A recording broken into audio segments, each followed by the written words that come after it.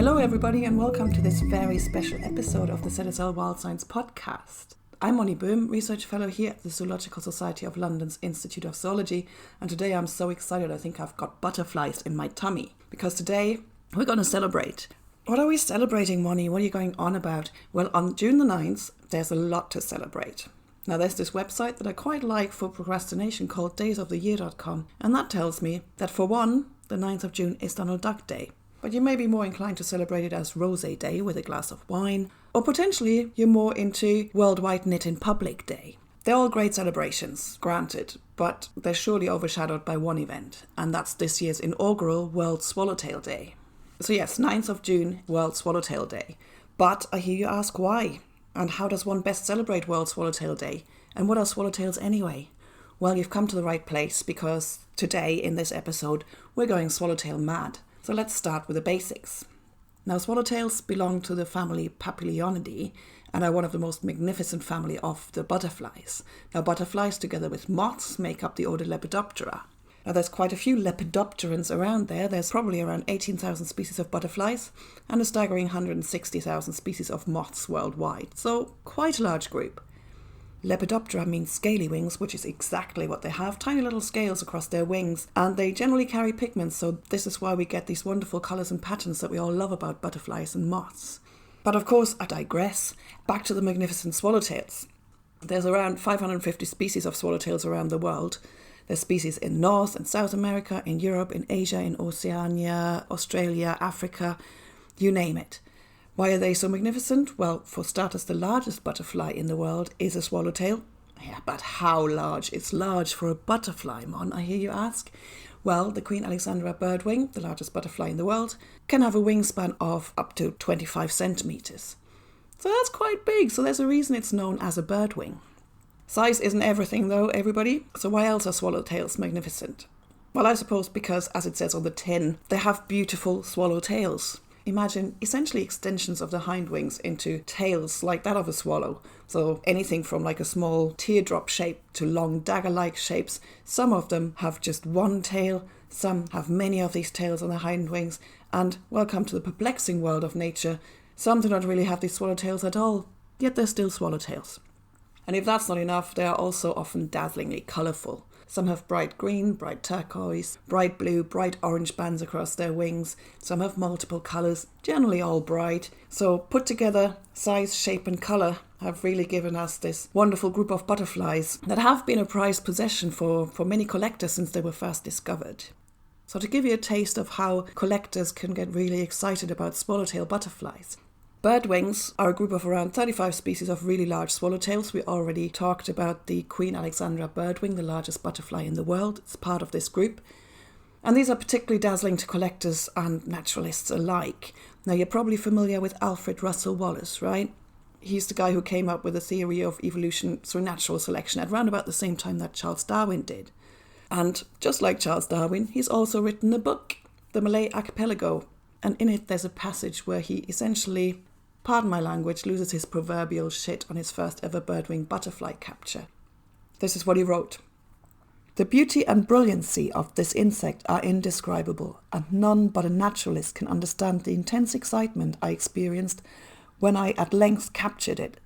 On taking it out of my net and opening the glorious wings, my heart began to beat violently, the blood rushed to my head, and I felt much more like fainting than I have done when in apprehension of immediate death.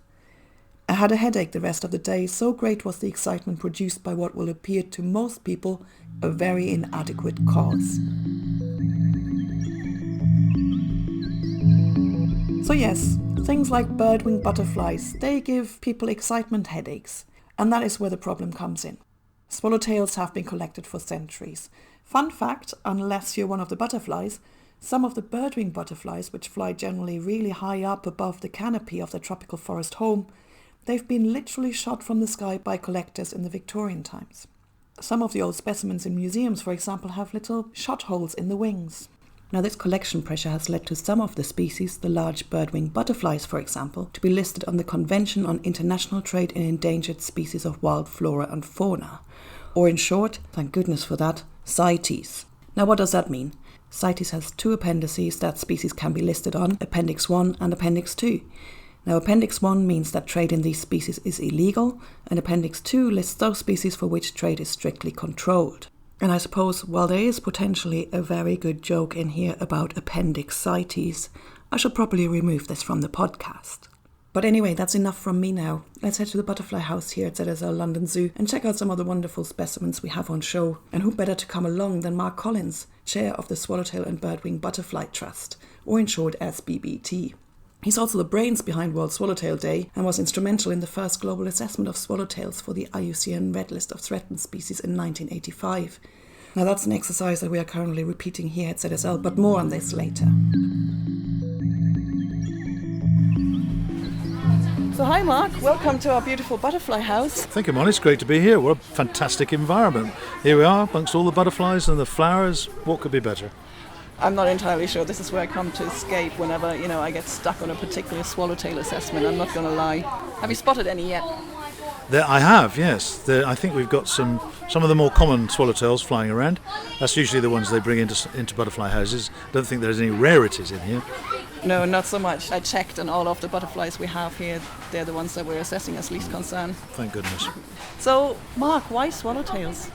Well, swallowtails as emblems of insects, actually, is the way I see it. Because in the last 6 months or so, there's been more and more research coming out showing that worldwide there are some big problems with insects. Even in Europe, the biomass or the weight of the amount of insects around can be less than 25% of what it once was. We seem to be having a huge impact on insects, and we don't really know exactly why, although we think we've got some pretty good ideas. But a lot of these insects are very obscure, small, we don't know much about them, we don't understand them. But with the swallowtails, we know quite a lot. So the idea really with the swallowtails is to use them as emblems, flagships, icons if you like, and see what's happening to swallowtails. And from there, maybe we can convince people that the rest of the insect world is important too. I suppose swallowtails are so popular because they're just so ridiculously beautiful, right? I mean, they're quite flamboyant. They're the flamboyant kids of the butterfly world, even. They're very gaudy and very, very, yes, they are, and quite posh as well. They're so posh. I think they're posh. How can a butterfly be posh? Queen Alexandra's birdwing. Oh, yes. How posh can you get? That's quite a title to have. So Queen Alexandra's birdwing, is the biggest butterfly in the world. From Papua New Guinea, a wingspan of a whole foot, 30 centimetres. It's like a dinner plate flying over you. It's an amazing creature. There are lots of others that are much smaller, but they're fantastic creatures, very colourful, and the way they fly beautifully across, they're very nice. So you set up and I always get this acronym wrong, the Swallowtail and Birdwing Butterfly Trust. That's it. What are you trying to achieve? What we'd like to do is to get things done on the ground, in the field, at the grassroots, because, as I think you know, we did a book years ago where we did an assessment showing that there were 50 or 60 species of swallowtails that were under threat. We did an action plan as well back in 1991. But to be honest, not a great deal happened. I couldn't carry on doing it for various reasons, career reasons. But in retirement, I managed to come back to it. And, with our small grants, we've managed to get quite a few projects going around the world just to get things moving. And some of them have been really quite surprising and successful. So whereabouts are you working then? Well, let me give you an example. In Sabah, in North Borneo, there's a species called the Kinabalu birdwing, and it lives on Mount Kinabalu, which is the highest mountain in Southeast Asia. And it used to be much more widespread, but it became very rare. But it was not really known locally by national parks or local people about this amazing, beautiful butterfly, actually black and gold, that they had on their doorstep. So we set in place a small project locally with local people to find out more about it, see where it lived, see what it ate, and so on. And we got local communities involved. And I just heard this morning, actually, that a school in Kinabalu have designed a dance, and they have this dance of the Golden Birdwing, they call it. And this is being shown to all sorts of people. So now it's a famous birdwing. Oh, wow, that's awesome. That's awesome. I would quite like to learn the dance of the Golden Birdwing, to be quite honest, although I do have 2 left feet. No, I think you'd be good at it. You think does it involve wing flapping? It does. I think my level usually is the chicken dance. What are some of the other highlights? I hear there's some work on the giant Jamaican swallowtail, sometimes called, or the homerous swallowtail. The Jamaican. Should we talk about that? Absolutely. Massive black, blue, yellow, red butterfly, gorgeous thing. only found in Jamaica. And it's the biggest butterfly in the Western Hemisphere, so it's the biggest butterfly in North or South America and the Caribbean, but it's become extremely rare. It's now confined to 2 small areas of very mountainous forest, one in eastern and one in western Jamaica. So we're working there with local professor and local students to figure out what we might be able to do to try and get these butterflies back on their feet again. It involves some genetic studies, so we're looking to see how different these 2 populations are at the moment, using DNA coding and all that modern stuff. Once we can see if they're the same or not, we'll start to devise more of an on-the-ground conservation policy. And so this is a species that's the focus of this first inaugural World Swallowtail Day, right? Yeah, we thought we'd put this one up as on the front page. There's so many to choose from. There are a lot, and but this one, it's a very lovely butterfly, and we've got some excellent people on the ground, working on it. But as ever, we need to increase interest and raise some resources to help us get the project going. It's been on the cards for decades, as a matter of fact. This butterfly was protected under the Convention on International Trade in Endangered Species 30-40 years ago, because it was at one time collected. There was a worry about it. I don't personally think that worry is so great these days, because the local people respect this butterfly, but not a lot has been done to actually increase the habitat available to it, and we need to get that sort of work going as well as just outright protection. And I suppose it's nice to highlight also the less posh butterflies, so not just the big Queen Alexandra birdwing. Speaking of less posh butterflies, I suppose we have a swallowtail here in the UK as well. Yes. How is that one doing? Well, the jury's out a little bit on this one. The British swallowtail, as we tend to call it, is a subspecies of Papilio macaon, which is a butterfly that's actually very common around the whole of the Northern Hemisphere. But ours in the UK is a rather special one. It only feeds on one plant, the caterpillar only feeds on one plant. It's milk parsley, which only grows in fenland, reed beds and such like. It used to occur much more widely in East Anglia, Cambridgeshire, Suffolk and Norfolk. It's now confined to Norfolk for its breeding. A lot of the places where it lives are along riverbanks. I'm worried because the latest predictions for climate change and sea level rise suggest that the sea level could rise by 1 metre over the next, within a century at the latest.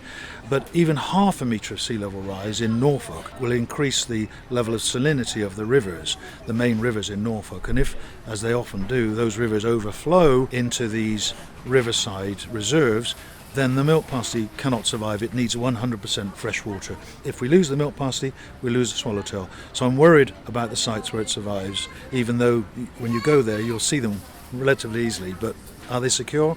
Perhaps not. So what can we do about it? What's the kind of action that we need for this then? Well, that's a question that I'm beginning to ask some of the reserve managers, and in fact I'm planning to have a conference to try and bring some of the reserve managers together, see what they think. How can they mitigate this problem? How can they prevent it? In many cases I don't think a lot can be done because of the cost of building up riverbanks and all the rest of it. A lot of these places will probably have to be more or less given up. So we need to take the swallowtail further into the interior, if you like, of England, further up the rivers where the salt water won't get. So I think we could look at sites for that purpose. There's also a small chance there is milk parsley in Somerset, in the Avalon Marshes Reserve, but no swallowtails, and we're not sure whether they've ever been there or not, but that's a place where we could potentially introduce them, which would be fun. That would be fun. You also got yourself a little fan while you were talking, a glasswing butterfly, also very My pretty. fan?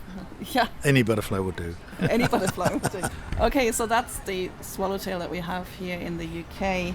Now, there was also a really interesting story that we heard about last year, which is that actually on the island of Fiji, a whole new species of swallowtail was discovered. Yeah, that was amazing. That was so amazing. Absolutely incredible. It's incredible. like a really, really stunning looking beautiful thing, yeah. And nobody knew it was the out there. Nativa swallowtail has been named now, but yeah, it just came out of the blue. I had an email from a friend of mine in an outfit called Operation Wallacea that takes students to out-of-the-way places, and they sent me a photograph, said, we've taken a photograph of this butterfly, they hadn't collected it, it's taken a photograph, can you tell me what it is? Well, I couldn't. I looked at it and there was only one swallowtail on Fiji, so actually my skills were not stretched that far because there was only one to choose from and it wasn't that one.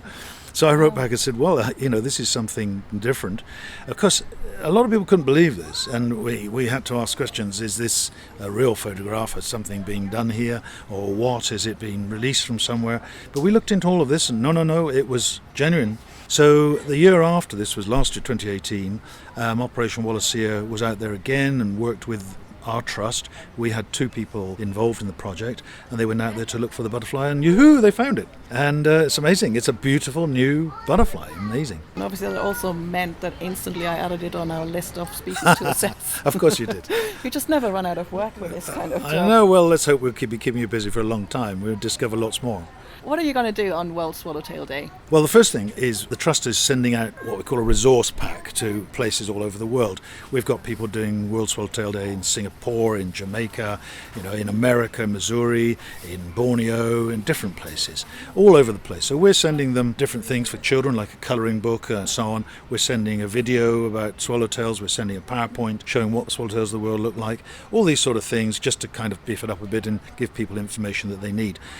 Locally, though, we believe in doing stuff on the ground. So locally, I'm going to be working at Wheat Fen Reserve just outside Norwich, which is well known for its swallowtail populations there.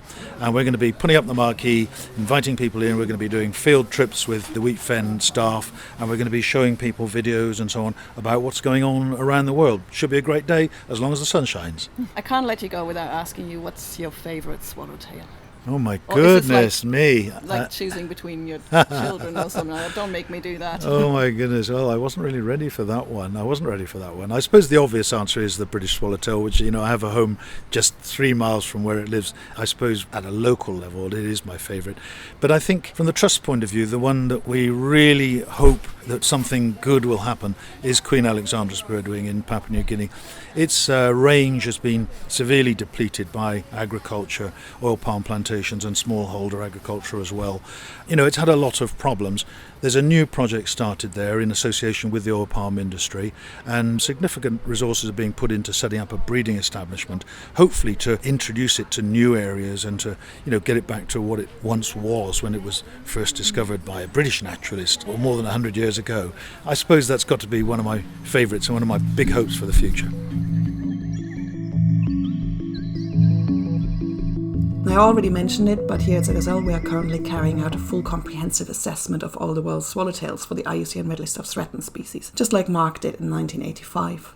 Now, what is the IUCN Red List of Threatened Species? Well, the IUCN Red List uses a set of quantitative categories and criteria to essentially assess the extinction risk of species, from low risk or least concern, that's for widespread species, stable species, for example, or species for which there's no threat, to the near threatened category, that's when things are starting to get into trouble, followed by the 3 threatened categories of vulnerable, endangered, and critically endangered, and then ultimately the categories of extinct in the wild and extinct. And there's also the data deficient category, which is used for species for which we lack sufficient data, and so cannot really place them on our extinction risk scale. So they could be anything from least concern to critically endangered or even extinct. We just don't know. Now, how have we gotten on so far with our assessment? Well, so far we've published around 80 species on the red list, with another nearly 100 submitted or in final review. Now, so far this includes all the birdwing species. We thought we'd start big, and a good chunk of neotropical and Indo-Malayan species, as well as a few others from other regions too. Now, running assessments like this is a very work-involved process and would not be possible without the help of a large number of experts. So here's a quick shout out to everybody who gave and is still giving their expertise to this project. Thank you so much for helping out. Now, so far, 179 of the species we assessed, we have listed 20 as threatened. None of them are listed in the highest threat category of critically endangered. Now, 20 out of 179, that's around 11%. Another 20, so another 11%, have been assessed as near threatened. That essentially means that they are close to meeting the criteria for a threatened category. 130 species, or around 3/4, 73% if you want to be pedantic, are least concern, and only 9 species have so far been assessed as data deficient. We have also already seen that, yes, the most important threat does come from habitat loss, and this is especially pronounced in those species which are highly habitat or food plant dependent. Now, some of the least concerned species, for example, can utilize a number of food plants. For example, there are many species which can feed on citrus plants. Citrus species are often cultivated by us humans, and so these species have a ready supply of food plants at their disposal. Other species may be fooled to feed on the wrong food plant. Here's Mark again. So Mark, there's one more really interesting story that I want to ask you about, and that's the Richmond Birdwing. That's a little bit of a conservation success story. It is indeed. Conservation success. That's right, it is. The Richmond Birdwing is a magnificent swallowtail from the east coast of Australia, around Brisbane and Queensland area. And over many decades, its habitat has become fragmented and it became increasingly rare. And another problem was that a vine was imported as a garden plant, which the butterfly mistook for being its food plant, the caterpillar food plant. It would lay its eggs on this foreign vine. The caterpillars would hatch and they were killed by the vine instead of surviving on it.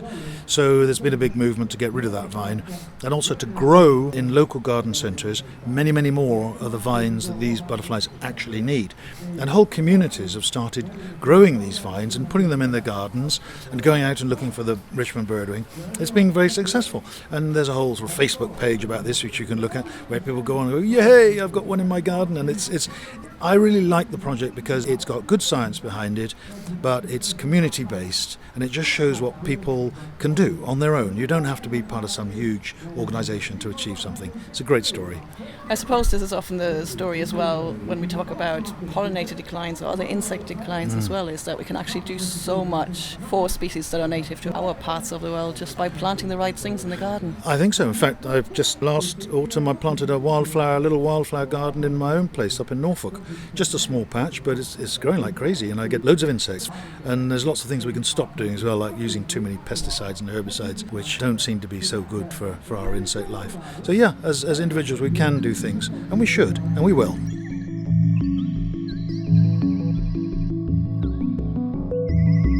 Alright, so we've learned a lot already about swallowtails. So where could you go and experience swallowtails on World Swallowtail Day? Well, butterfly houses are a good place to visit if you're nowhere near a wild swallowtail. So what are butterfly houses all about? Why do we have them? And what's in a butterfly house? Well, let's go back to ZSL London Zoo's Butterfly Paradise and see what's going on there. And let's meet a guy with a really cool office. So we're back in the butterfly house here at ZSL London Zoo, and with me now is Mark Tansley, senior keeper for bugs. Yeah, but also Butterfly Paradise. Yeah. And has the best office in the world, surely, here in the butterfly house. Yeah, thank you. Generally really busy in the butterfly house. Why do you think that visitors love it so much? Oh, well, it's because it's basically butterflies flying freeform just around you, so it's total immersion. You're actually in the cage, if you like. It's hot and humid and there's hundreds of tropical butterflies flying around you in a tropical environment, so what's not to like, basically. Yeah, that is true. Yeah. It was a bit of a stupid question, really. How many butterflies have you got here? How many? Well, every 2 weeks I actually do a census of butterflies, and I've been doing that for many years now, and 2 days ago I counted 235. And that included 40 of the malachite butterfly and over 40 of the glasswing butterfly. So that's just a guesstimate, but I'm sure there are many more individual butterflies than that in here. I also have to count the pupa as well, so I count the pupa and give an indication of how many pupa are in Butterfly Paradise at any one time. Well, there's a lot of counting in your job. How do you get all these visitors involved in finding out more about the butterflies? I saw some really cool butterfly spotters guides. Yeah, we use the guides a lot, you know, they're very good. Especially the volunteers give the children the guides and give them a challenge to look for the more regular species that we get in here. We always explain the life cycle of a butterfly and see if the children can get the correct stage in the right order from egg to butterfly. We have a small tray of used moth cocoons, so the children can touch them and we can explain the difference between a pupa and a cocoon. It's interesting because we do try to promote moths, but because a lot of people, if you tell them that the butterfly that they're looking at is a moth, many people are horrified, and I have almost witnessed them walk out in disgust. That's so weird. Why do you think that is? Moths are awesome, and the moths you've got here, like, if you look at the Atlas moths, for example, they're fabulous. I know. I think it's just because they just get a bad press, basically, the moths, and because they fly at night, you know, and there's more fear attached to moths. They fly in people's faces and stuff like that. They're seen a bit more sinister, But we try to explain that they're just as important as butterflies. Indeed. So, it's like I never really thought about the fact that people might be kind of repulsed by moths. Yeah, they are. It's amazing how much people, like, as soon as they say it's a moth, they're like, oh, you know, there's some sort of like ingrained brain thing, I'm sure, where people are not happy about moths, you know. But some of the moths we get in here, you know, some of the moon moths are unbelievable, you know, the yellow, green, with long tails. So I suppose, given that it's World Swallowtail coming up, what swallowtails have we got here? Well, we have quite a selection from Southeast Asia, from our supplier near Chiang Mai. We have common swallowtails, we have the scarlet Mormon swallowtails, we have the Asian swallowtail, and the lime swallowtail. I can see them. Excellent, and you don't even need a spotter's guide. Very good. No. The lime swallowtail, for example, that's a really quite widespread species, isn't it? So I suppose most of the species we've got here, they're actually the ones that are quite widespread and are pretty safe in their conservation status. Yeah, all of the butterflies that we have in Butterfly Paradise are common species. They're all bred for us by suppliers in Costa Rica or Southeast Asia, all sustainably farmed. Which I suppose is really important because trade is one of the things that I suppose, particularly when you talk about a swallowtail, they're so flamboyant and so beautiful, and they're kind of on a collector's hit list quite often. A lot of the birdwings, particular swallowtails, they go for lots of dollars, don't they? Our responsibility here is to make sure that we source them responsibly, and I suppose the program, for example, in Costa Rica that you were talking about. El Bosque Nuevo, that's our main supply of Costa Rican butterflies, which is in Santa Cecilina. It's a 285 hectare plot. Half of it is protected with rainforest. So if we buy the pupa, they plough the money back into the rainforest to repopulate the forest. But also there's a research area there and a laboratory. They do eco tours. There's about 16 people who all will live locally. They all look after the rainforest, but they rear larvae to pupa stage and then sell to butterfly houses, you see. All the profits go back into conservation. What role do you think a butterfly house like this plays then in conservation? What can we do here at ZSL to tell the story of butterflies? I think we can just promote butterflies basically and talk about the life cycle and basically the food plants. And I think these days I get told a lot of times that there wasn't as many butterflies as there used to be, you know. I think people need to be educated with the use of pesticides and changing gardening habits, less decking in the garden and things like that, you know. And planting for butterflies. Planting for butterflies, which the zoo is doing a lot more of these days. The zoo does a lot of wildflower planting now, planting of seeds and also butterfly-friendly plants. So definitely trying to get the message across and trying to attract more native butterflies and bees as well. So one of the cool things that I've seen over there on one of the plants is a larvae that looks like a bird pea. Oh yeah, that's swallowtail, right? Generally, the swallowtail butterfly caterpillars look like that in the 4 instars. In the 5th instar, they change into usually a green skin, but definitely, the more camouflage and look more like bird feces, yes. Excellent. To blend in. Yes, totally. Absolutely. The other thing that you showed me earlier on, that was really cool for our listeners. Osmeterium. Yes, absolutely, where you essentially nudged one of the larvae. Yeah, that's sort of a defense mechanism as well. It's called osmeterium and it's strong smelling. It's a forked organ which appears behind the head capsule. It actually comes out and it deters parasitic wasps that could lay their eggs on the caterpillar's back, basically. And deters from people nudging it. I suppose. I've got to ask you one more question. What's your favourite butterfly in here? Well, a lot of them, I mean, as I said, I really like the moth species that we have in here, but yeah, probably if I had to choose one, it would be a dryadula species from Costa Rica, which is known as the flambeau, or the tiger butterfly. Excellent. Yeah, which is orange with black stripes, you see. Yeah, I think I've just seen one fluttering by somewhere over there, and it does look like a tiger. We don't get them that often, you see, so when you get them, it's great. And there you have it. Happy World Swallowtail Day, everybody. And remember, you don't have to be called Mark to show your appreciation to the world's butterflies. Go to the Swallowtail and Birdwing Butterfly Trust's website and find out about this year's poster species, the Homerus swallowtail. And of course you heard Mark Collins, World Swallowtail Day is really just a gateway drug to show the love for all of our Lepidoptera and other insect friends. So think about planting wildflowers in your garden, food plants for caterpillars, and use less pesticides. You can get great tips on how to garden for butterflies on Butterfly Conservation's website at butterfly-conservation.org. There are also many recording schemes you can take part in as a citizen science. For example, check out Butterfly Conservation's Big Butterfly Count. That's coming up later in this year. I think it's running from the 19th of July to the 11th of August. And you heard Mark Tansley. Show your appreciation for moths as well. #MothsMatter. And of course, if you feel so inclined, you can celebrate World Swallowtail Day dressed in a Donald Duck suit while knitting a swallowtail in public. And if you must, you can even raise a glass of rosé to swallowtails all over the world. I may just join you in this right now.